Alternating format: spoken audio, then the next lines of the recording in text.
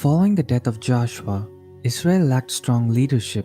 This period, known as the period of Judges, lasting about 400 years, had been highlighted biblically by the phrase, "In those days there was no king in Israel, every man did what was right in his own eyes." For centuries of decline occurred after the days of Joshua. These years were marked by decline, disunity, and moral compromise. In essence, the Israelites became progressively more ignorant of the God of their fathers. In order to keep the Israelites correctly following the laws of Yahweh, the judges were set up in leadership positions. The story of Deborah is a story of deliverance of the Israelite people, following 80 years of relative tranquility after he had delivered Israel from the oppression of the Moabites. New bondage came from within the land from the Canaanites living there. Though God had instructed Moses to destroy or drive these people out, Israelites' obedience to this command had not been complete. Even though it was forbidden by Mosaic law, intermarriage had taken place between the Israelites and the local peoples. Customs and cultures of the Canaanites, which seemed more advanced and prosperous, were adopted. Worship of Baal began to take place, indulging in sexual immorality and idol worship.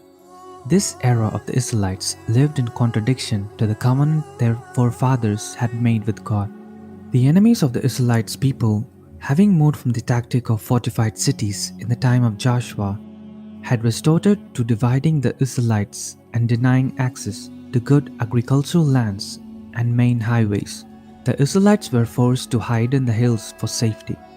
Jabin, a Canaanite king, stationed 900 chariots at Harosheth, on the bank of the Kishon River at the foot of Mount Carmel. This central location of the plain was ideal for chariot operations, so that Jabin controlled not only the main trade routes, but held on to the richest farmland in Israel. The Israelites had been forced into the hill country, leaving the fertile plains in the hands of the Canaanites. In addition to its 900 chariots, Sisera, the commander of Jabin's army, no doubt commanded a large well-armed army of foot soldiers. In contrast, weaponry amongst the Israelites were scarce. At this point, Deborah, the prophetess and judge, emerged to inspire and guide the Israelites. The position of judge in the era called more the role of a godly counselor and deliverer than the courtroom judges of modern times. In the absence of a king or prominent godly leadership among the people, the judges guided the people according to their wisdom and knowledge of the laws of Moses, referred to as the mother in Israel, living in the north hills of Jerusalem. Deborah had become aware of the suffering and hardship of her people who lived in Galilee. Though her compassion and wisdom, the people in the hill country united around her, raising a small standing army. General Barak lived in the oppressed territories. Barak had been worn down by 20 years of Canaanite tyranny and strength, and had become known as timid. He had seen the slaughter of innocent Israelites numerous times, weakening the faith needed to mount an attack. He was frightened and unwilling. Then Barak said to her, "If you will go with me, then I will go. But if you will not go with me, I will not go." With Deborah's agreement to participate, Barak rallied men in the religious number to follow the strategy as directed by her, which was to establish himself and 10,000 men on the flanks of Mount Tabor, a prominent peak on the eastern end of the valley of Jezreel. There they would soon be discovered by Sisera, who would seek to lure them onto the plains, where their chariots would be no match for them. Instead, a small divisionary force of Ephraimites and Benjamites, led by Deborah coming up from the north, diverted Sisera's attention near Taanach. During this maneuver, a sudden violent rainstorm occurred, which turned the river Kishon into a torrent and the surrounding plains into a bog. The plain became a quagmire for chariots and armored foot soldiers alike. Barak's troops then rushed down the Mount Tabor to wipe out the blocked-down charioteers and Sisera's encumbered army. As Deborah had prophesied, it would be a woman who would provide the final downfall of Sisera. Weary in battle, Sisera retreated to the tent of Heber the Kenite for rest and cover. While he slept, Jael, Heber's wife, took a nail of the tent, and took an armor in her hand, and went softly unto him, and smote the nail into his temples, and fastened it into the ground, for he was fast asleep and weary, so he died.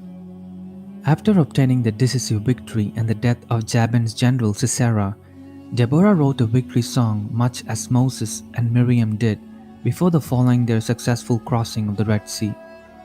The fifth chapter of the book of Judges is entirely composed of the Song of Deborah. It is an ode of triumph over what seemed impossible odds, and exults in breaking of the Canaanite stranglehold over much of the country. The Song of Deborah is beloved by Jews as well as Christians for the lesson perceived within. Deborah began her song by praising the willingness with which the Israelites put their lives on the line to defend the nation. Praise ye the Lord for the avenging of Israel, when the people willingly offered themselves.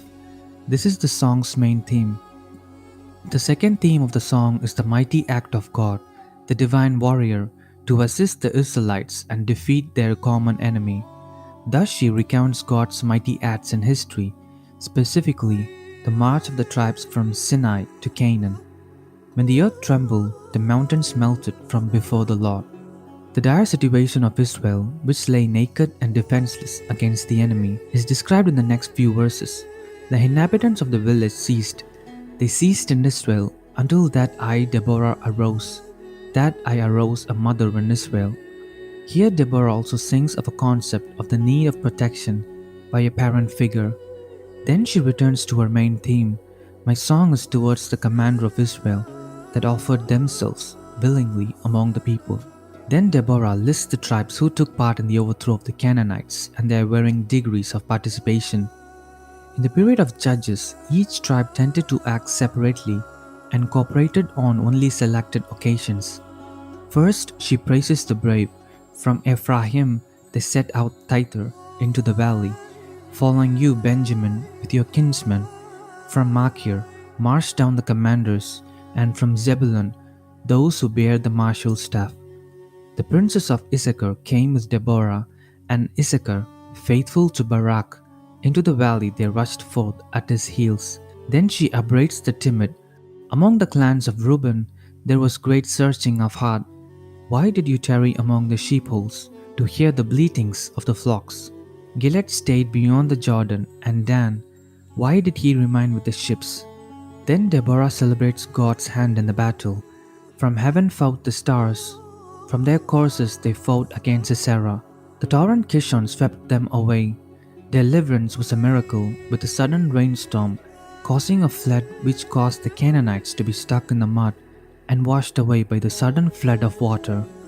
We can hear the echo of the miracle at the Red Sea when the Egyptians were similarly drowned.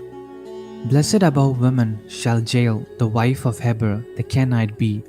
Blessed shall she be above women in the tent.